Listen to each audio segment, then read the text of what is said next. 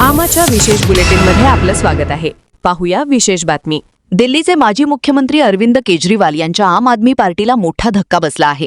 पक्षातील 10 खासदारांपैकी तब्बल 7 जणांनी भाजपमध्ये जाण्याचा निर्णय घेतल्याने आपमध्ये आतापर्यंतची सर्वात मोठी फूट पडल्याचं समोर आलं आहे। या घडामोडींमुळे दिल्लीच्या राजकारणात खळबळ उडाली आहे। या पार्श्वभूमीवर ज्येष्ठ समाजसेवक अण्णा हजारे यांनीही आपली प्रतिक्रिया दिली आहे। पक्षात तत्वांवर आणि प्रामाणिकपणावर ठाम राहणं महत्त्वाचं असल्याचं सांगत त्यांनी या फुटीवर नाराजी व्यक्त केली। सत्तेसाठी विचारांची तडजोड केल्यास अशा घटना घडतात असं मतही त्यांनी मांडलं। पक्ष आणि पार्टीच्या टिकण्यासाठी पक्ष आणि पार्टी एकत्र राहण्यासाठी त्यांच्यामध्ये कायदा होणं गरजेचं आहे। कायदा की आपल्या मर्जीप्रमाणे कोणीही पक्ष बदलणार नाही। सत्ता आणि पैसा याच्या लालचमध्ये येतात, इकडलं तिकडं तिकडलं इकडं, आणि त्याच्यामध्ये मनमर्जीप्रमाणे सत्ता बदल काम होतं।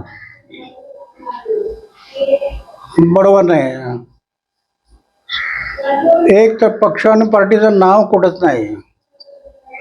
पक्ष आणि पार्टी घटनेमध्ये कुठं लिहिलंय पक्ष आणि पार्टीचं नाव नाहीये।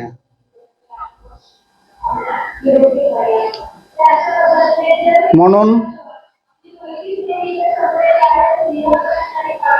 चारित्र्य लोक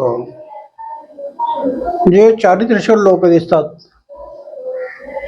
अशा लोकांना जनतेने वोटिंग करावं, मग गडबडी होणार नाही।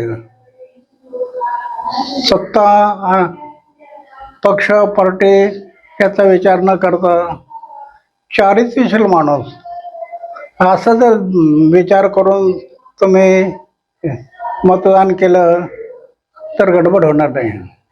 होणारच, स्वार्थासाठी चाललंय। सत्तेतून पैसा, पैशातून सत्ता, हे सत्तेसाठी चाललंय।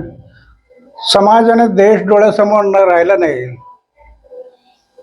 माझ्या देशासाठी, माझ्या समाजासाठी काही करायचं मला असं डोळ्यासमोर राहिलं नाही। आमा चॅनलला लाईक करा, बातमीला शेअर करा, सबस्क्राइब फॉलो करायला विसरू नका।